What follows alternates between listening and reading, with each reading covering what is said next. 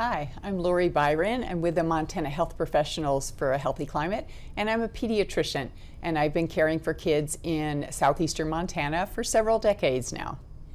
And I'm Rob Byron, an internist who's also cared for patients in southeastern Montana for several decades, and together we're your co-hosts on Our Planet, Our Health, a discussion from people across Montana.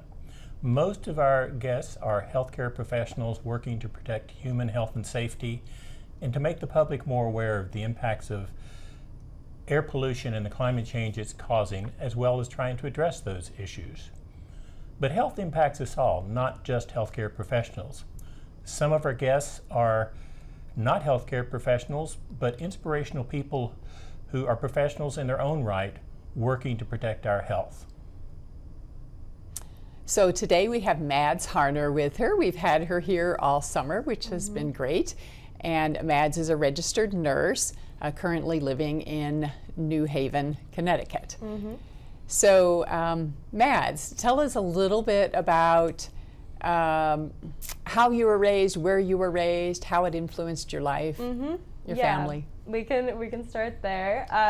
So I was born in Royal Oak, Michigan, which is a suburb of Detroit. And it was a great place to grow up. Michigan's a very family-friendly state. We have the Great Lakes, obviously, and a beautiful natural environment, very different from Montana. Obviously, we don't have any mountains, but I think I definitely grew up with an appreciation for nature and wildlife, just again, around one of the greatest national resources, which is the Great Lakes, the biggest source of fresh water. And let's see, my parents did nothing like what I am doing with my life. My mom worked in advertising, and my dad's kind of a jack of all trades and has worked every job you could imagine. But they were always very encouraging of me to just follow my dreams no matter what they were, or even if that looked very different than the lives they led. And yeah, I think that's the majority of my childhood. Okay, and Mads, you shared with us earlier about one teacher or one setting that also seemed fairly unique for the area that you grew up in. Yeah, so now I do climate work mostly. I'm not going to get into that too much yet, but I think that I had a passion for, again, the environment and climate fostered in me in a very young age. From the school I grew up in, we were very lucky in my elementary school to have a great natural environment right behind the campus that was part of the campus. And I had one science teacher who was really active in going and using the environment to educate us. We'd go out and learn about all the different plants. We'd play in the creek and learn about like how the water level rises and falls depending on the weather, like rainfall affects it, heat affects it, and how like animals and wildlife and human beings are all affected by climate change. And I remember my school having a recycling campaign to get everyone to recycle more at home, and my parents weren't against it, but they definitely were a little hesitant because we didn't have any great recycling programs in the community I lived in, and I think that their hesitancy around recycling was kind of sparked a fire in me to be like, it's so easy, the planet needs us to recycle and the planet needs us to do so many things, and I don't know, I think I was a little rebellious, and that was, that fire has stayed around climate action and just getting people involved. I'm glad you were rebellious in that manner. Yeah, my parents might not know. I'm kidding. They're actually very happy that I'm this way. So a little bit beyond that elementary school then, as you got nearer to the end of your first 12 years of education, what did you start thinking in regards to college? Well, I was a little all over the place when I was thinking about college. I thought I wanted to go to art school, then business school, and for a hot second culinary school. I didn't know what I was doing. By the time I landed in college, I was thinking more about the sciences. I started actually in social justice and neuroscience, and then switched to nursing, which I love and ended up being very much the right field for me. I did briefly think about doing environmental science when I was in college, but frankly I felt very defeated in the climate conversation, and I felt like there was nothing I could do and that it wasn't worth it for me to go into climate work. So I followed the medical path. I really, really loved it. But I still, even if I felt defeated, did stay engaged with sustainability work, and actually graduated with University of Michigan, where I went, has you can graduate with like an honors in sustainability, basically. And so at graduation, I got this like sustainably made alpaca cord, which was really cool. So I stayed engaged, but I didn't make it my life yet in college. So. Okay, and then we know there's a couple years in there. So how do you get from that though to ending up in Montana during the summer? Let's fill gaps in. Yeah, there's again a lot of story in there. So after graduating, I traveled for a little bit, and then finally kind of settled and finally got a job as a nurse. I worked as a registered nurse in a neonatal ICU at Children's Hospital of Philadelphia. It was a really, really intense job. Very grateful I did it, though. It was an immense honor to just take care of people whose children were in such like difficult medical situations, and be able to be there for them through that. And when you have families who are so thankful, or families who tell you that like you've really improved their experience, like that just meant the world to me. But even as I was working in this neonatal ICU, and deeply overwhelmed by the things I was being encountered with, I kind of still couldn't get climate change out of my mind. And it all kind of came to a head for me. I mean, there were a lot of little things, like watching how wasteful hospitals are. Like there's so much packaging and so much food and so many other things that we just like run through uncountable pounds of, every day. And a lot of it could be prevented. So that was one thing that was bothering me. Or even like medicines, like when you're in the neonatal ICU, like you only need like a couple milliliters, like a couple tiny ones, but they only make a lot of the liquid meds in like adult doses, so we'd throw away like a whole syringe of morphine or other meds that there are shortages of. So just seeing the waste really bothered me, and then it culminated in I want to say it was 2022 or 2023, that summer the Canadian wildfires were happening, and they were really bad. And one day I go into work, I'm taking care of a child who has severe lung issues and is struggling to breathe all day. We have to like give him a lot of extra medications and like do bag breaths, which is basically like we're in charge of his breathing. We take care of it because he can't breathe on his own. And I spend this whole 12-hour shift just fighting for this child's life as his lungs fail. And I remember walking out of the hospital, and there was just smoke everywhere from the Canadian wildfires, and like I just again felt that feeling of like, what can I do? Like I feel so defeated. This climate change is so big, and like now I'm seeing I can't even imagine how this smoke is affecting this baby that I just spent so many hours trying to save. And he was fine. Like we did save him, if you will, and like he ended up being able to leave the NICU with his family, but still I like worry every time there's bad air quality warnings or something, what that's going to do to him, or even kids who just have mild asthma. And it just became clear that like healthcare professionals and healthcare can't ignore that climate change is part of health. So then I, within the next couple of weeks, applied to my Master's of Public Health program with the goal of doing climate and health work however I could. I didn't have a clear goal. I applied for this internship as part of that program, and here I am, and I'm really happy to be working with you guys. So, yeah. So,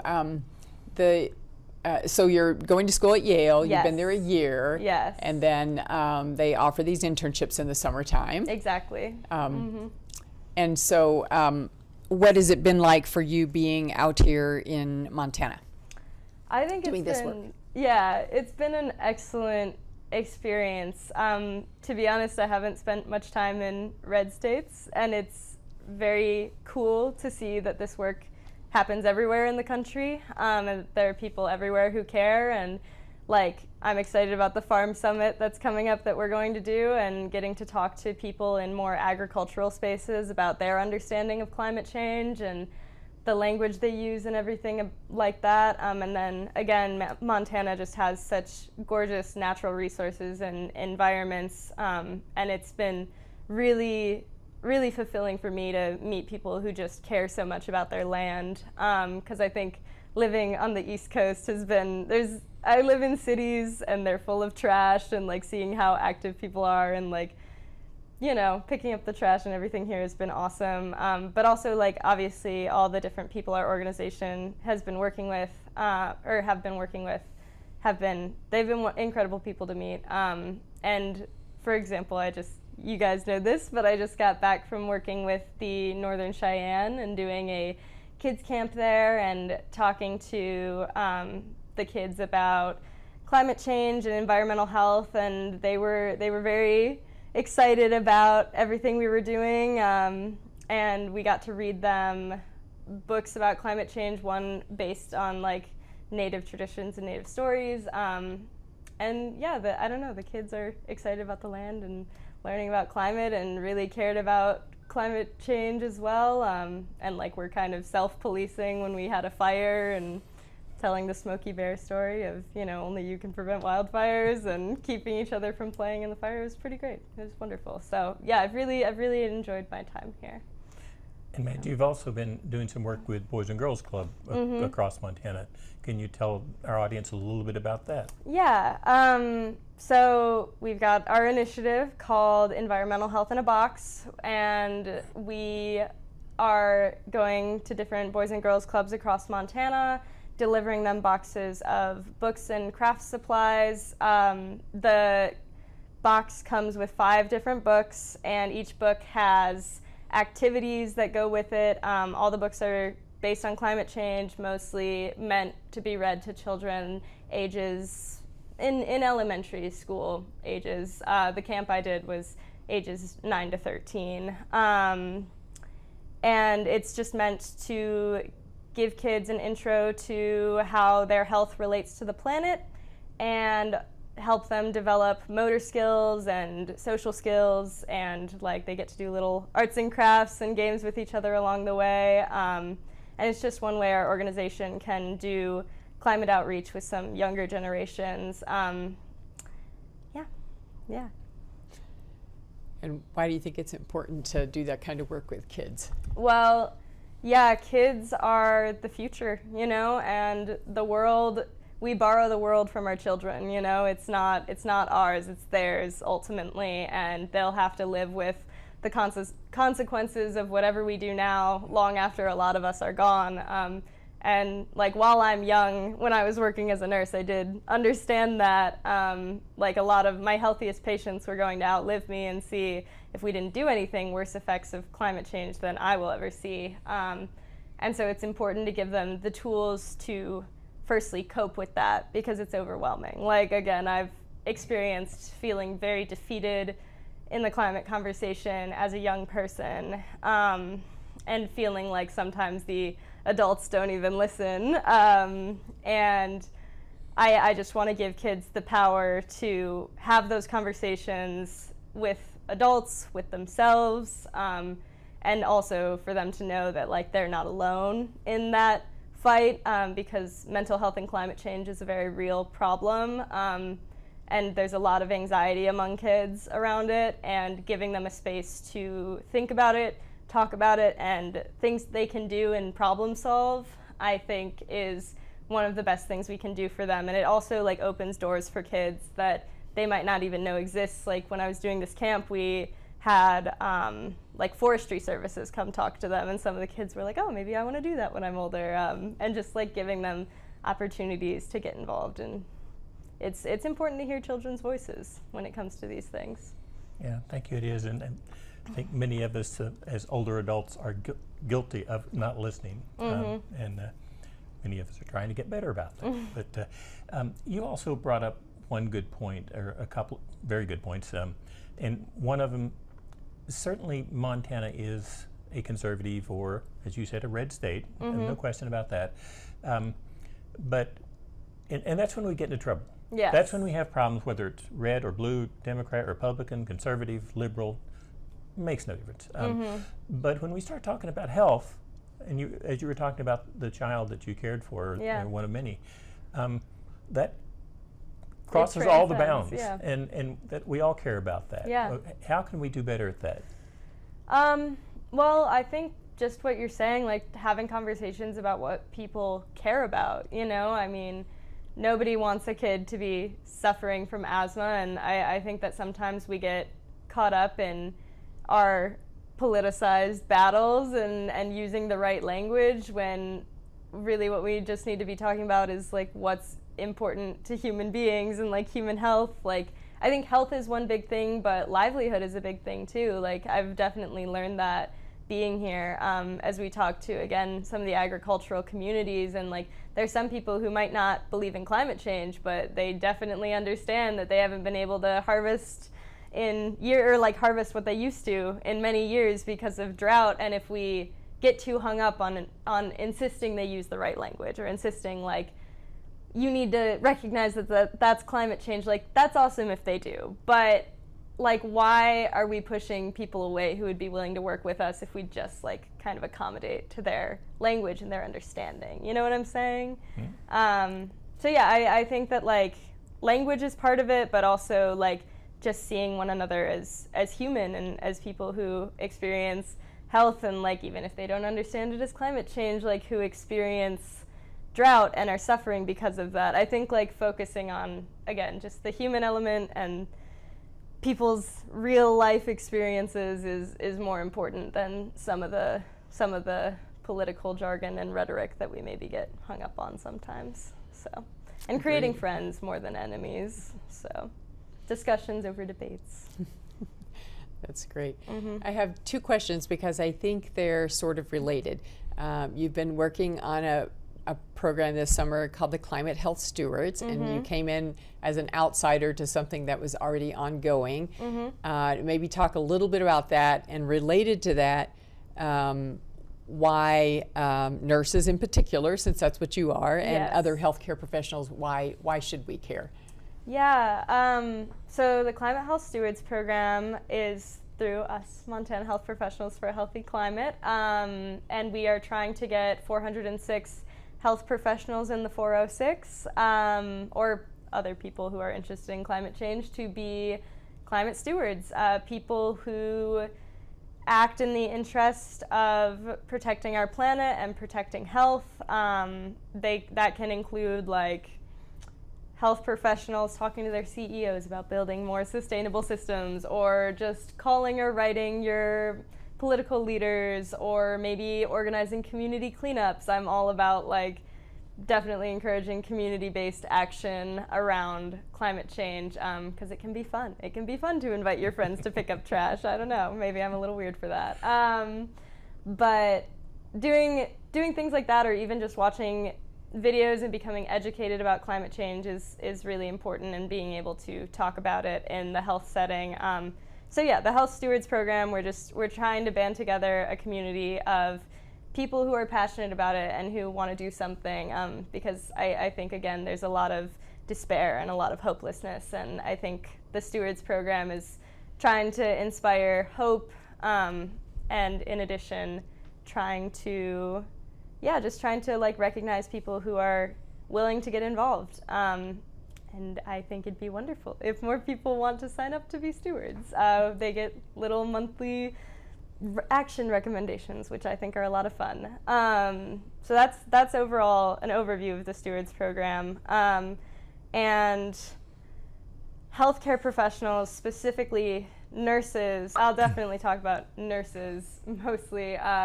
Nurses, I think, sometimes have a long history of kind of being overlooked in some of these higher level conversations, because maybe some might not want to be involved, but I think it's just kind of like there's always been a view of like, you know, the nurse listens to the doctor, which I don't think is entirely true. Like, they're two independent roles who have their own specialty, and anyway, I think at a lot of these higher level conversations, nurses sometimes get left out, and that is completely wrong because firstly, we are the largest healthcare workforce in the world. I don't remember the exact percentage, but the majority of healthcare workers all over the globe are nurses. And nurses are the ones, they're the hands of healthcare. We're the ones who are patient-facing the most. We are delivering all the care that the doctors order, except for obviously some of the things that we aren't licensed to do.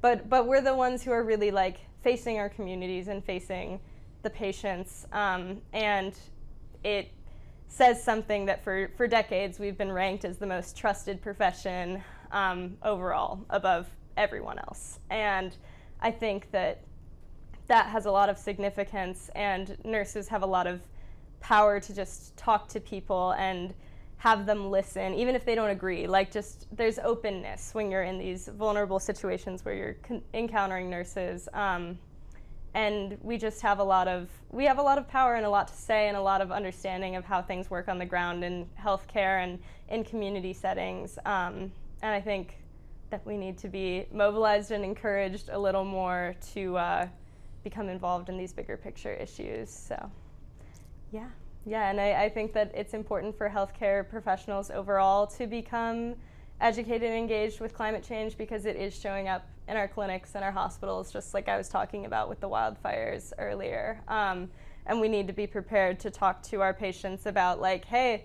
we're having an extreme heat wave this week. Are you prepared to, do you know what to do to protect yourself and your kids and your family from the effects of the extreme heat? Do you have like a plan for if it's super hot in the middle of the night and you don't have AC? Like, what are you going to do? And be able to give people recommendations around that, because it's a reality we're facing. And like in today's climate, I don't think we always think about it because we do have so many ways to adapt, but heat kills a lot of people every year, and so does cold. And I think that ignoring that is very dangerous for healthcare professionals, frankly. So yeah. Thank you for that, and thank you for pointing out. I mean, everything you said about nurses is true. I mean, nurses have been the most vocal patient advocates for a long time. Yeah. And that's very much appreciated. In the interest of our audience, though, would also point out that particularly Montana healthcare professionals is not just restricted to nurses and doctors. We include pharmacists, environmental health professionals who very much impact the health of all of us, and encourage anyone who touches health to join, to help us increase our voice to protect people's health on issues related to the environment and climate change. Community leaders, religious leaders. Thank you for that. The other thing that you said, pointed out, which I thought was very good, and people often think that when we talk about climate change, especially healthcare professionals, that we sometimes forget about the issues of people who aren't healthcare professionals. But as you pointed out, having a job is one of the most important social determinants of health for anybody. Yeah. If people don't have a job with a good income, so anything that we recommend or talk about to address these issues has to account for that. Exactly. Has to account for things like that, and that's very important. So yeah, well, thank you for bringing that up. Yeah, health and climate change are both everything and everywhere. Like, they affect everything we do, including, like you're saying, the job market and everything. And I think, again, for healthcare professionals don't work in a vacuum. You know, sometimes it can feel like it in the hospital, but we got to consider the entire circumstances under which our patients live. So, yeah. So your Climate and Health Summer doesn't end with us next week. It continues on, and maybe tell us in a minute or two about that and how that relates to climate change. Sorry, about like my future. Going overseas. Oh, yes. As you both know, after this, I will be flying off to Angola, a country in Africa, to work with climate migrants. I work on issues around water equity and drought, and talking to people about how drought is affecting migration. So a lot of people around the world have to move for a lot of different climate events. Like we see it in the US, we've had wildfires take homes away from many, many people, or coastal cities struggling with flooding. But in many of these less resourced countries, and people who have to live off their land, subsistence farmers, other things like that, they're being driven off their land that they've lived on for generations due to not being able to farm there anymore. And I'm doing a little research around where are they going and how can we help them, and maybe how can we even stop them from moving in the first place through encouraging regenerative agriculture and other such climate protective practices. So, yeah. Thank you for that, and thank you for your work, both in Montana and elsewhere, Mads. It's very much appreciated and very much needed. So we're getting close to time. So what are a couple of ideas that you would like our audience to take away from our discussion today? Yeah, well, like I said, I think, again, I've definitely struggled with hopelessness, mental health, etc. when it comes to climate change. And I think something I've learned through doing all this work is it is hard, and there is reason to be scared and concerned when it comes to climate change, and I want to validate that. But also, we as human beings have a lot of power to adapt and to form community and support one another through this. So even if our climate changes, even if we can't stop the changing, we can slow it down, firstly, through mitigative strategies like alternative energy and other things like that. But we can adapt. Like we've done incredible things. We've launched humans into space many times over at this point, and I really do believe if we can do things like that, we can come together and make a healthier and better planet even in the face of climate change. We just have to emphasize community and be there for one another. So I think that's my main message. Thank you. That's a pretty darn good message. I think we'll close with that. Yeah. Thank you. Excellent. Well, thank you guys so much.